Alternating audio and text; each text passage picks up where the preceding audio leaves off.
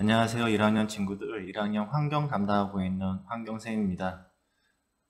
원래 계획대로 진행됐으면 다음 주 정도에 저희가 오프라인에서 뵙게 됐겠지만, 다들 잘 아시겠지만 부천의 코로나 확산세가 확대되다 보니 개학이 다소 연기돼서 많은 아쉬움을 갖고 있습니다. 그래서 선생님도 1학년과 3학년을 담당하고 있는데요. 3학년 수업을 하기 위해서 이런 보호대도 있고요, 마스크도 있고, 그리고 교실에 손소독제도 있습니다. 그리고 개인용 가글도 있고요. 부족하지만 많은 준비를 학교에서 하고 있으니까 학생들도 조만간 실제 학교에서 뵀으면 좋겠습니다.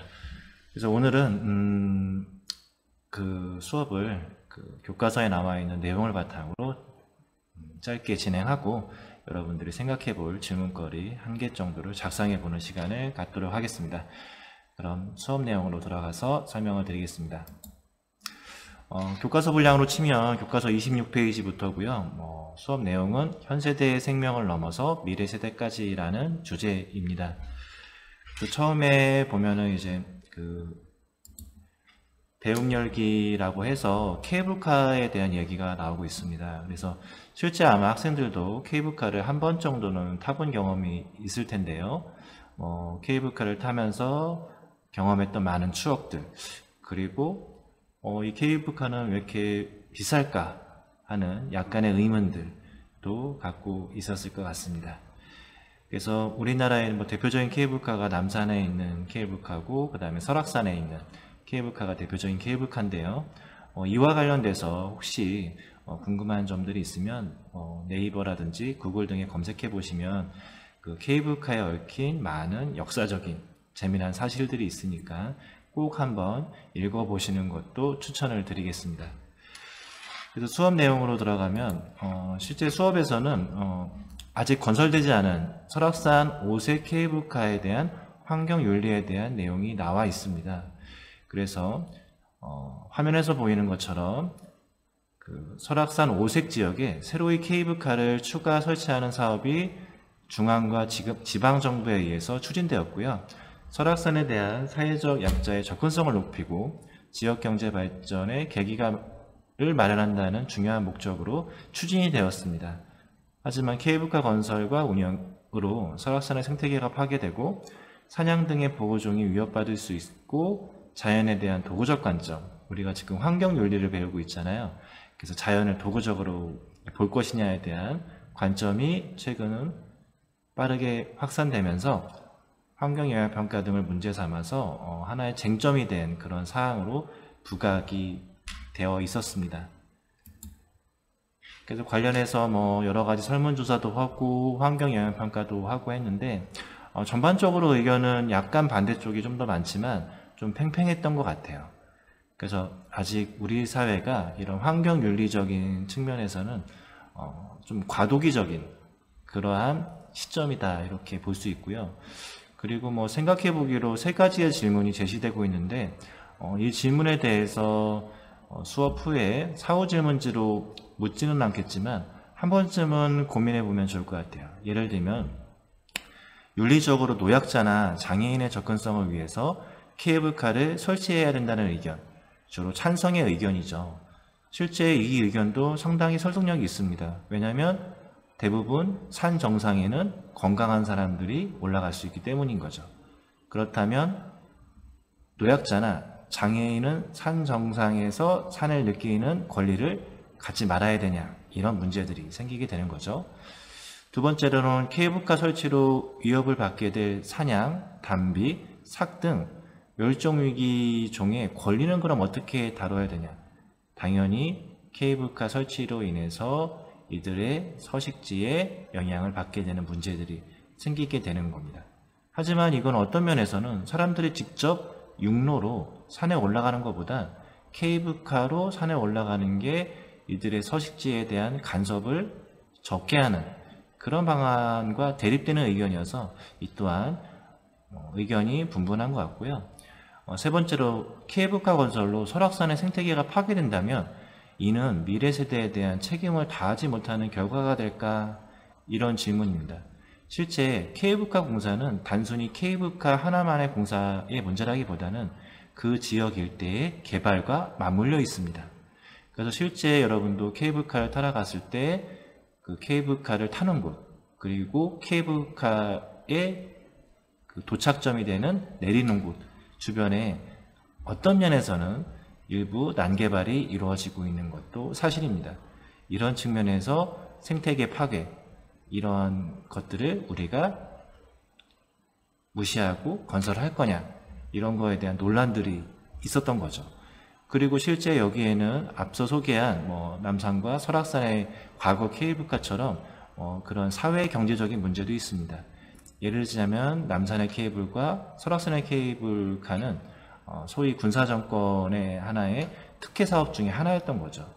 그리고 그 사업에 대한 이득이 일부 가족에 의해서 많이 이렇게 점유가 되는, 그리고 그거에 대해서 한 50년 이상 운영이 됐던 그런 문제들이 발생을 했고, 그렇게 발생한 이득을 사회적인 그런 나눔과 그리고 실제 생태계 회복을 위해서 사용하지 못하게 되는 그런 법적 제도의 한계, 이런 것 등이 맞물려 있다고 보셔도 될 것 같습니다. 이런 점에서 실제 오늘 다루게 될 현 세대의 생명을 넘어 미래 세대까지라는 주제에 관련된 쟁점들이 이 설악산 오셀 케이블카의 사례에서 다 나온 것 같아요. 실제 인간만 생각할 거냐, 아니면 인간을 넘어서 생명까지 생각할 거냐, 그리고 생명을 넘어서 생태, 즉 생명과 비생명까지 생각할 거냐, 그리고 현 세대만 생각할 거냐, 앞으로의 다음 세대가 살아갈 생태계까지 고려할 거냐, 이러한 많은 문제들이 같이 맞물려 있다고 보시면 될 것 같습니다.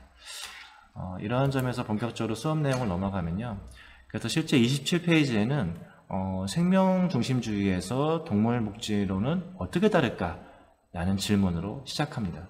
생명 중심주의, 뭔가 생명을 중시하는 것 같고, 동물 복지론, 당연히 동물을 중시하는 건데 이 두 개 같은 거 아닌가? 이런 생각을 가질 수도 있잖아요. 하지만 생명 중심주의자들은 동물 복지론이 어떤 면에서는 인간 중심적 확대주의라고 지적하기도 합니다. 그래서 생명 중심주의자들은 생명체가 도덕적 지위를 갖는 데 있어서 살아있다는 것 이외에 어떤 조건도 자의적인 기준이라고 비판하는 거죠. 예를 들면 동물복지론에서 얘기하는 거는 인간 중심주의적의 확대주의라는 얘기입니다. 그래서 인간 이외의 생물들도 도덕적 지위를 부여해야 된다고 주장하는 사람들의 생각의 이면에는 언어, 사고, 고통 등 동물들이 우리 인간과 어떤 면에선가 비슷하기 때문에 인간을 대하듯이 그들을 대해야 된다. 즉 인간 중심주의죠. 대해야 된다는 의무감이 깔려 있고, 이러한 점에서 생명 중심주의자들은 인간 중심주의자의 확대주의라고 지적하기도 하는 겁니다. 그래서 그런 미묘한 차이가 존재하고요. 그리고 또 어떤 면에서는 이런 대표적인 생명 중심주의자로 여러분 잘 알고 있는 슈바이처를 제시하고 있기도 합니다. 그래서 슈바이처는 이렇게 약자들을 위해서 그 의료봉사와 의료적인 헌신을 했던 되게 유명한 그 대표적인 과학자이고 생명 중심주의자인데요. 그래서 슈바이처는 생명의 경애라는 원칙을 강조했다고 그래요.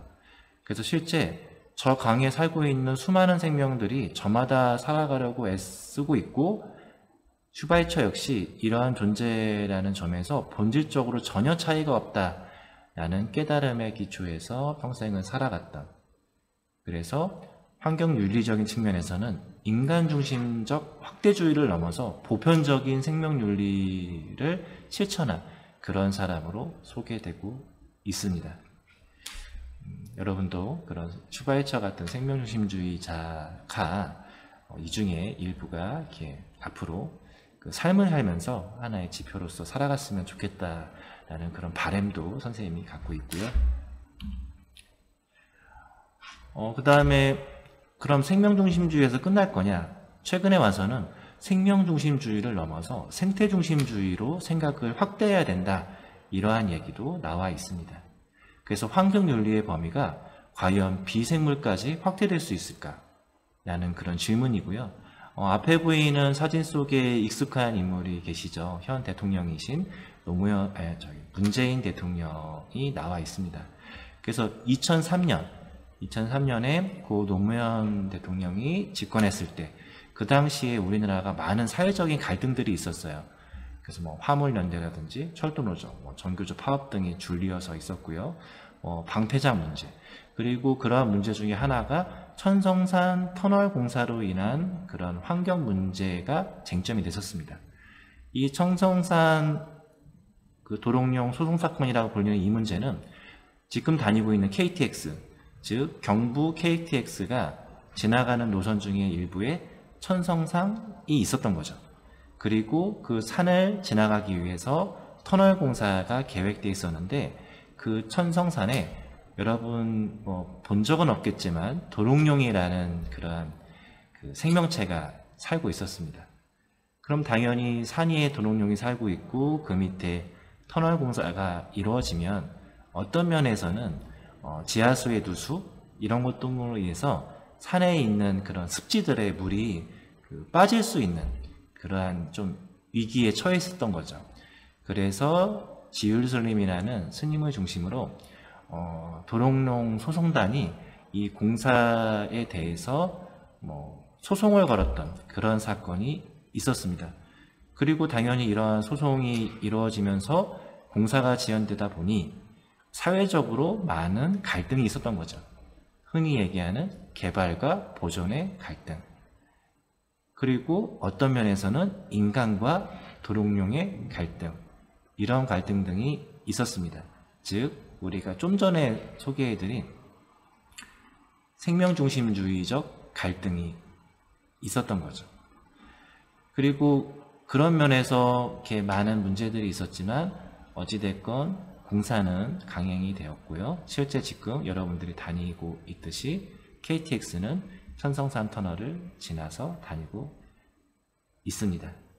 왜냐하면 법원에서 이 소송을 기각을 했거든요.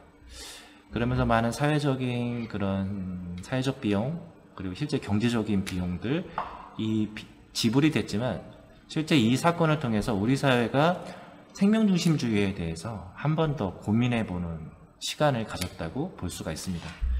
그리고 생태중심주의는 어떤 면에서는 사람 그리고 도롱뇽이라는 생명을 넘어서 천성성 자체에 대한 그러한 생태까지 고려한 그런 생각이라고 볼 수 있는 거죠. 즉 생명체와 비생명체까지 확대되는 그런 윤리를 고려해야 된다. 이게 생태중심주의라고 볼 수 있고요. 최근에 이러한 그런 움직임들 그리고 이러한 의식들이 많지는 않지만 조금 확대되고 있는 그러한 느낌도 우리나라에서 받고 있는 것 같습니다. 그러면 지금까지 알아본 예를 들면 동물복지론 그리고 생명중심주의 그리고 짧게 소개해드린 생태중심주의 이러한 많은 환경윤리적 그런 갈등들이 있고요. 실제 이러한 거를 고려할 때 그러면은 시간적으로 봤을 때 어디까지 고려할 거냐에 대한 질문도 있습니다. 예를 들면 아직 존재하지 않은 미래 세대도 그러면 이러한 환경윤리를 고려하는 도덕적 지위를 가져야 되냐 그런 문제가 생기는 거죠. 앞에 보이는 꼬마 아이들 그리고 실제 태어나지 않은 존재하지 않은 미래 세대라고 볼 수 있어요. 왜냐하면 아직 사회적인 그러한 책임, 권리 이런 것 등을 충분히 누리고 있지 않은 상황이잖아요. 그래서 실제 이러한 세대들까지 고려해서 우리가 뭔가를 판단해야 되냐 이런 문제들이 있습니다. 어떤 면에서 현 세대 입장에서는 되게 좀 납득하기 어려운 거죠. 왜냐하면 우리가 실체적인 그 존재를 보지 않은 미래 세대 그리고 미래에 태어날 사람뿐만 아니라 생명체 그리고 미래에 존재할 그런 비생물적인 생태 공간 이런 것까지 우리가 고려하면서 뭔가를 판단하게 되면 지금보다는 굉장히 많이 더디고 어떤 면에서는 되게 쉬운 의사결정을 하기 어려울 수가 있어요. 그런데 어떤 면에서는 그럼 우리가 이 지구의 주인이냐, 지금 살고 있는 세대만이 지구의 주인이냐라는 관점에서 봤을 때는 지구라는 건 우리가 일부 빌려 쓰고 있는 거죠. 우리가 여기에서 10,000년, 20,000년 살 수 있는 것도 아니고요. 많아야 100년 정도의 시간을 빌려서 쓰고 있는 사람들이 모든 걸 결정하는 게 옳으냐, 이런 문제들도 같이 낳게 됩니다. 그래서 실제 이런 관점에서 볼 때 미래 세대의 그런 지속 가능한 좋은 삶을 위해서 현 세대가 최소한 다음과 같은 3가지의 의무 정도를 좀 가지면 어떨까, 이러한 제안을 교과서에서는 하고 있습니다. 그래서 첫 번째로는 미래 세대가 자신들의 필요를 충족하는 데 필요한 자원과 에너지를 물려줘야 된다. 그들도 쓸 권리가 있기 때문에. 둘째, 방사능 폐기물 등 미래 세대의 건강에 심각한 위협을 줄 수 있는 오염물질을 물려주어서는 안 된다. 예를 들면 방사능 폐기물이 분해되는데 잘 알다시피 꽤 오랜 시간이 필요하거든요. 그거는 단순히 다음 세대뿐만 아니라 상당히 긴 세대 간의 그러한 갈등을 낳을 수 있는 그런 위험 요소인 건데, 이거를 현 세대가 결정해서 물려주는 게 정당하냐, 이러한 문제들이 생기게 되는 겁니다. 셋째로 앞 세대와 현 세대에 의해서 훼손된 생태계를 복원하고 생물 문화적 다양성을 유지하기 위해 노력해야 되며, 이를 위한 필요한 과학적, 전통적 지혜를 전수해야 된다. 즉, 우리가 훼손한 생태계를 복원할 수 있는 그러한 과학기술들, 그리고 그런 걸 복원하는데 실마리가 되는 전통 지혜를 물려줘야 된다는 것이죠. 그리고 그러한 의무가 있고 그러한 걸 발전시킬 필요가 있다. 실제 여러분들이 앞으로 어른이 돼서 가져야 되는 직업이나 진로, 그리고 배우는 분야가 이런 거랑 좀 관련이 되어 있었으면 좋을 것 같기도 하고, 그러한 학생들이 속내고에서 다른 학교에 비해서 조금 더 많이 나오면 좋겠다 하는 바람을 갖고 있습니다. 자, 그래서 이러한 내용으로 현 세대의 생명을 넘어서 미래 세대까지라는 그러한 주제의 내용이 교과서로 구성이 되어 있고요. 그 다음에 30페이지에 보면 탐구활동으로 환경윤리의 미래에 대한 토의라고 해서 3가지 사례에 대해서 과연 미래에도 이런 게 존재할 거냐에 대해서 묻는 질문을 갖고 있습니다. 이번 시간 질문지에 대한 그런 질문이라고 보셔도 되고요. 그래서 3가지를 제시하고 있는데, 하나는 동물 서커스. 최혁준 학생의 특강에서도 동물원에 대한 얘기가 나왔었는데, 이런 동물 서커스가 정당하냐? 두 번째로는 낚시와 사냥. 이재현 교수의 도시 여부에 대한 특강에서 나와 있었던 거죠. 그러면 20년 후에도 우리가 낚시와 사냥을 지금처럼 하는 게 가능한 거고, 그게 윤리적으로 문제가 안 되냐, 이런 질문이겠죠. 세 번째로는 생선회입니다. 저도 개인적으로 생선회를 좋아하는 사람으로서 생선회만의 문제라기보다는 실제 우리가 동물을 죽여서 먹는 게 윤리적으로 문제가 안 되냐, 그리고 생선회처럼 살아있는 상태로 죽여서 그들의 살을 먹는 게 과연 윤리적으로 가능하냐. 예를 들면 유럽 같은 경우에는 산채로 생명체를 죽여서 먹는 것들을 금지하고 있기도 하죠. 그래서 이렇게 어서와 한국은 처음이지 이런 데 보면은 이런 산채로 먹는 것들에 대해서 외국 사람들이 되게 놀라워하는 장면들을 볼 수 있습니다. 산낙지를 먹거나 이런 거죠. 살아있는 꽃게나 게 같은 거를 이렇게 끓는 물에 담궈서 먹는 거나 이런 것들이 유럽은 금지가 되어 있는 방식이거든요. 그래서 이런 것들이 어떤 면에서는 인간의 작은 즐거움을 위해서 동물들을 죽이거나 동물들에게 고통을 주는 행위가 윤리적으로 정당화될 수 없다라고 보는 사람도 있고요.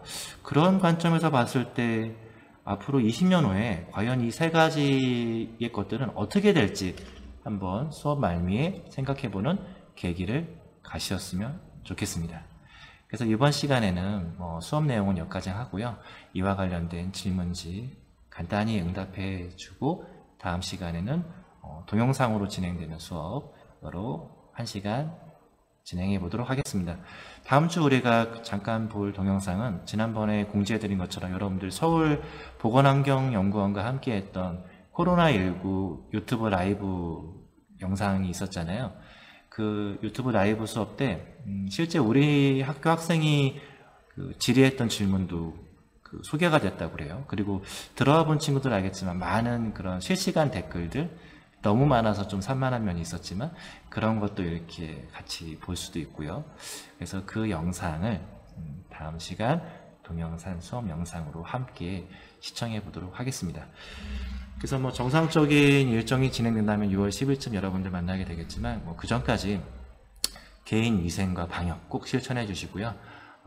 그러한 우리의 작은 실천을 바탕으로 앞으로 한 열흘 후쯤에 다시 오프라인상에서 만났으면 좋겠습니다. 그럼 그때까지 건강하시고요. 다음 시간에 뵙도록 하겠습니다.